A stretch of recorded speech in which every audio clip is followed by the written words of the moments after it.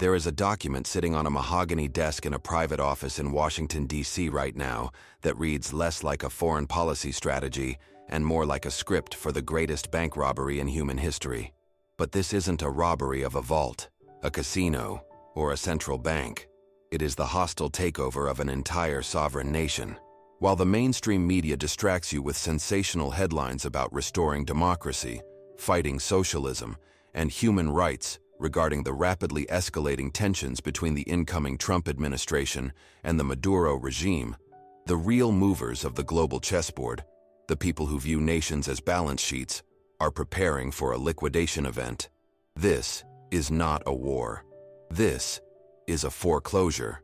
Yesterday, Eric Prince, the founder of the private military giant Blackwater and a shadowy influential advisor to the inner circle of the new administration, made a statement that sent shockwaves through the dark web of commodities traders, even if the retail public missed it. He didn't talk about elections. He didn't talk about diplomacy. He talked about the bounty. He explicitly proposed raising the bounty on the Venezuelan leadership to $100 million paid for, not by U.S. tax dollars, but by the frozen assets of the Venezuelan people currently held in U.S. banks. He declared, simply and brutally, "The time is now. The assets are there. The management needs to be changed." But why now? Why, with a staggering $36 trillion national debt, with wars raging in Ukraine and the Middle East, and with a weary public, would the United States open a third front in South America? The answer lies in the hidden mechanism of the U.S. Treasury. The United States is functionally bankrupt. We are drowning in debt interest payments that now exceed our defense budget. Inflation is sticky and threatens to resurgence. To save the U.S. dollar from a catastrophic collapse in 2026, the government desperately needs an injection of cheap, tangible, physical collateral. They don't want Venezuela's politics. They want Venezuela's reserves. Venezuela holds the largest proven oil reserves on the planet, 303 billion barrels. That is more than Saudi Arabia.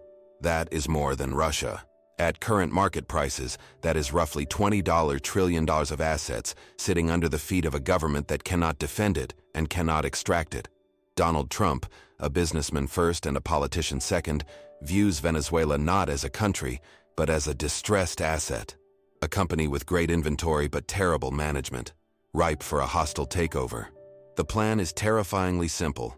Use private contractors, mercenaries, to decapitate the regime, install a friendly board of directors, and seize the oil revenue to pay down the U.S. deficit and crash the price of gas to $2 a gallon to win the midterms. It is a heist disguised as liberation. CTA, call to action. If you want to understand the wars that are actually fought for your wallet, and if you want to be on the winning side of this massive wealth transfer, you need to subscribe to this channel right now. We don't read the news headlines. We read the balance sheets behind the news. Click that subscribe button and turn on notifications because the operation has already begun. And while the world argues about the morality of this invasion on social media, Warren Buffett is quietly voting with his checkbook. He hasn't said a word about Maduro. He hasn't commented on Eric Prince. But he has aggressively increased his stake in Chevron and Occidental Petroleum. Chevron is the only American oil major that never fully left Venezuela. It is the only company that holds the golden ticket, the OFAC General License 41, to operate the oil fields. Buffett knows that in a hostile takeover, the soldiers get paid wages, but the operators get the royalties. He is positioning himself to be the landlord of the largest oil field in the Western Hemisphere when the smoke clears. To understand why this invasion is a mathematical inevitability for 2026, regardless of what the State Department says, we have to strip away the political rhetoric and look at the plumbing of the global oil market. We need to deconstruct the heavy crude paradox. Most people think oil is oil. If you have oil, you have gas. This is false. It is a lie of simplification. There are many types of oil, and they are not interchangeable. The United States produces a massive amount of oil in Texas, in the Permian Basin. We are the world's largest producer, but this oil is light sweet crude. Think of it like champagne. It is thin, volatile, easy to refine, and great for making plastics and jet fuel. However, the U.S. refinery system, the massive industrial complex along the Gulf Coast of Texas and Louisiana that turns oil into the gasoline you put in your car, was built in the 1980s and 90s. It was engineered specifically, chemically, and structurally to process heavy sour crude. Think of this oil like molasses or tar. It is thick, dirty, full of sulfur and heavy metals. Here is the paradox that creates the crisis. We have too much champagne, light oil, and not enough molasses, heavy oil. Our multi-billion-dollar refineries cannot run efficiently on just light oil. They need the heavy stuff to blend. If they run only on light oil, they operate at 60% or 70% efficiency. This drives up the cost per gallon. Where did we used to get the heavy stuff? Russia and Venezuela. We sanctioned Russia. We sanctioned Venezuela. The result? Our refineries are starving. They are buying heavy oil from Canada, but the pipelines are full. They are bidding up the price of the scarce heavy barrels globally. This keeps gas prices artificially high and, more importantly, keeps diesel prices high. Diesel powers the trucks that move every product in America. High diesel means high inflation for eggs, milk, and lumber. The U.S. economy physically requires Venezuelan oil to function at peak efficiency and lower inflation. We cannot frack our way out of this problem because fracking produces the wrong type of oil. This creates the strategic imperative. Donald Trump has promised to lower inflation. He has promised to lower energy costs by 50% within 12 months. He cannot do that with U.S. drilling alone. The physics don't work. The chemistry doesn't work. He needs the heavy crude from the Orinoco Belt in Venezuela to flood the Gulf Coast refineries. But he cannot buy it from Maduro because of the sanctions, the corruption, and the political cost of funding a socialist adversary. So the only solution, the business solution, is to change the management. This is not a diplomatic dispute. This is a corporate boardroom battle played with drones, sanctions, and special forces. Buffett understands this refinery mismatch better than anyone. He reads the weekly refinery input reports from the EIA. He sees that Chevron is currently pumping a small amount in Venezuela. He knows that if Trump removes Maduro, that small amount becomes a tsunami. Chevron will be given the keys to the kingdom. They have the engineers, the maps, the geologists, and the infrastructure already in place. Buffett is buying the company that owns the passwords to the Venezuelan treasury. We need to move this from the map room to your daily life. I want you to feel the volatility of a privatized war. This will not be Desert Storm with CNN cameras and embedded reporters. This will be a shadow war, a gray zone conflict that hits your portfolio before you see it on the news. I want you to close your eyes. Imagine it is a Thursday morning in March 2026. The markets have been jittery for weeks. There are rumors of training exercises in Guyana and Colombia. There are reports of mercenaries gathering in the Caribbean. You wake up and check the price of oil on your phone, as you do every morning since the crisis began. Yesterday, West Texas Intermediate, WTI, was trading at $75 a barrel. Today, the number on your screen is flashing green, $115. You rub your eyes. You think, did the war start? Did nukes fly? You turn on the TV. There are no U.S. Marines landing on beaches. There are no aircraft carriers launching jets. The White House press secretary is denying any involvement. Instead, there are confusing, chaotic reports flooding Twitter and Telegram. Massive blackout in Caracas. Unknown special unit seizing oil terminals. Cyber attack on PDVSA headquarters. Drone swarms over the presidential palace. It is a hybrid war. The uncertainty causes a massive war risk premium in the markets. You go to the gas station on your way to work. The price has jumped $1.20 overnight. The digital signs are being updated as you watch. The fear premium is hitting your wallet instantly. The stock market crashes 5% because algorithms hate uncertainty. Your tech stocks, Apple, Nvidia, Microsoft, are bleeding red because high oil prices mean high inflation and higher interest rates. You panic. You think about selling everything. But then, 48 hours later, the narrative flips completely. A press release is issued, not from the White House, not from the UN, but from a transitional council backed by private security firms and major energy consultants. The headline reads, "The oil fields are secure. Production is ramping up. Exports to the U.S. Gulf Coast will resume immediately under new administration." Suddenly, the price of oil crashes. It free falls from $115 down to $55. Why?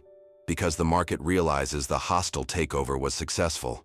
The supply gates are open, the risk premium evaporates, and the supply glut begins. This violent volatility, the massive spike up and the violent crash down, wipes out retail traders who tried to short or long at the wrong time. It triggers margin calls. But for the insider who knew the plan, Buffett, it is a masterful play. He bought Chevron before the spike. He collects the massive dividends during the chaos. And he owns the production rights after the crash. You, the average consumer, are left with whiplash. You paid $5.50 for gas on Tuesday, and by Friday it's dropping to $3, but your stock portfolio was liquidated by the volatility algorithm on Wednesday because you panicked. You were the collateral damage of a war you didn't even know had officially started. The media pundits will call this unprecedented. They will call it Trump's private war. They will act like this is a new low in international relations. But students of history know this is the oldest play in the American playbook. We are seeing the echo of two specific events: the Banana Wars and Operation Ajax. First, the Banana Wars, 1910s, 1920s. In the early 20th century, the U.S. Marines weren't fighting for democracy in Honduras, Guatemala, or Haiti. They were fighting for the United Fruit Company and Standard Oil. Major General Smedley Butler, the most decorated Marine in history at the time, famously wrote in his book, "War is a Racket." I spent 33 years in the Marine Corps, and during that period I spent most of my time being a high-class muscle man for big business, for Wall Street and the bankers. I helped make Mexico safe for American oil interests in 1914. I helped make Haiti and Cuba a decent place for the National City Bank boys to collect revenues in. We are seeing the return of the Smedley Butler era. But this time, we don't use the Marines, which requires Congress approval, creates bad PR, and risks American lives. We use private military contractors, PMCs. We use the Eric Prince model. It is the East India Company model of the 21st century. Corporate armies securing corporate assets for the benefit of the sovereign debt. Second, look at Operation Ajax, 1953. In 1953, the CIA and British intelligence orchestrated a coup to overthrow the democratically elected Prime Minister of Iran, Mohammad Mossadegh. Why? Because he nationalized the oil. He took it back from the British. The US installed the Shah, a dictator who was friendly to Western oil companies. The oil flowed. The prices stabilized. The objective was achieved. The 2026 Venezuela scenario is Operation Ajax 2.0. But instead of CIA spies paying protesters, which is slow, it is kinetic privatization, which is fast. The economic reality is simple. Iraq had oil, and we invaded. Venezuela has oil, and we are broke. The Trump-Prince model for Venezuela is designed to be self-funding. The pitch to the American taxpayer is, we take the oil fields first, and the oil revenue pays the mercenaries. It costs you nothing. It is a bootstrapped invasion. Buffett remembers the Banana Wars. He was born during the era of empire.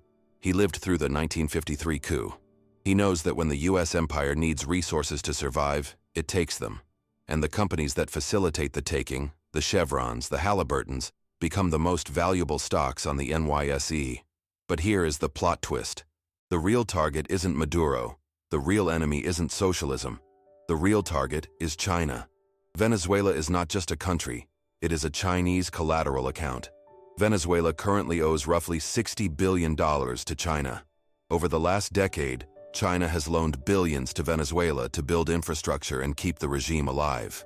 In exchange, China received guaranteed oil shipments for the next 20 years. Venezuela is China's strategic energy piggy bank in Latin America. If the U.S. or U.S.-backed private forces seizes the Venezuelan government, what happens to that Chinese debt? It gets repudiated.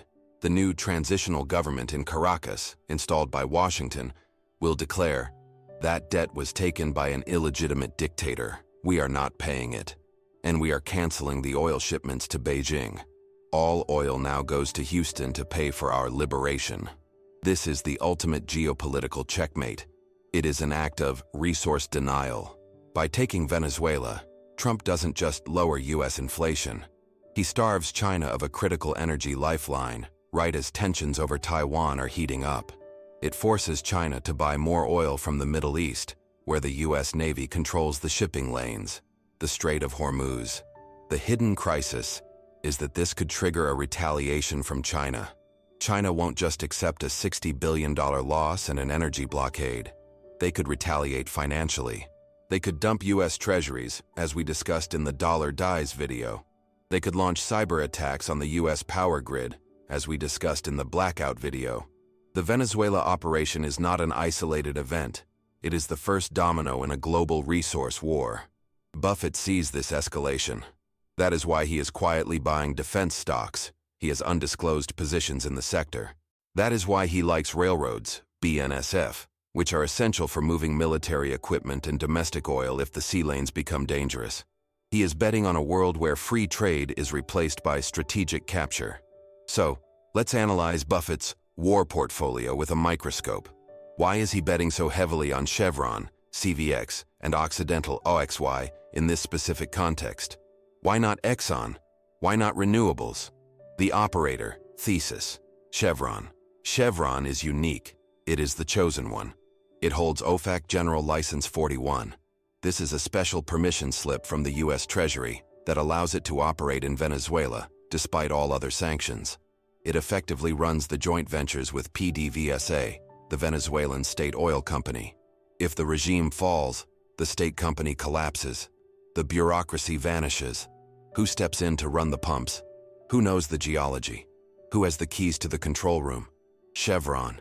In a privatization scenario, Chevron is the logical, inevitable buyer of the Venezuelan assets for pennies on the dollar. Buffett owns Chevron because he knows they are the designated survivor of the Venezuelan oil industry. They will acquire reserves worth trillions for a purchase price of billions. It is the deal of the century. The price floor thesis, Occidental. Even if the invasion lowers oil prices in the long run, by flooding the market, the chaos of the transition creates a massive spike in the short term. OXY is a high beta oil stock. It moves violently with the oil price. Buffett owns OXY warrants and preferred stock. If oil spikes to $150 during the invasion scare, OXY prints money faster than any other major. Buffett exercises his warrants and captures the upside. He is playing both sides. Chevron for the long-term asset seizure, real estate play, and OXY for the short-term war volatility, cash flow play. The cash option, $380 billion. War is expensive. War breaks things. War causes panic. If the Venezuela operation goes wrong, if it triggers a wider conflict, or if China retaliates by sinking a tanker, the markets will crash. Buffett holds cash to be the buyer of last resort. If the market panics, Buffett steps in.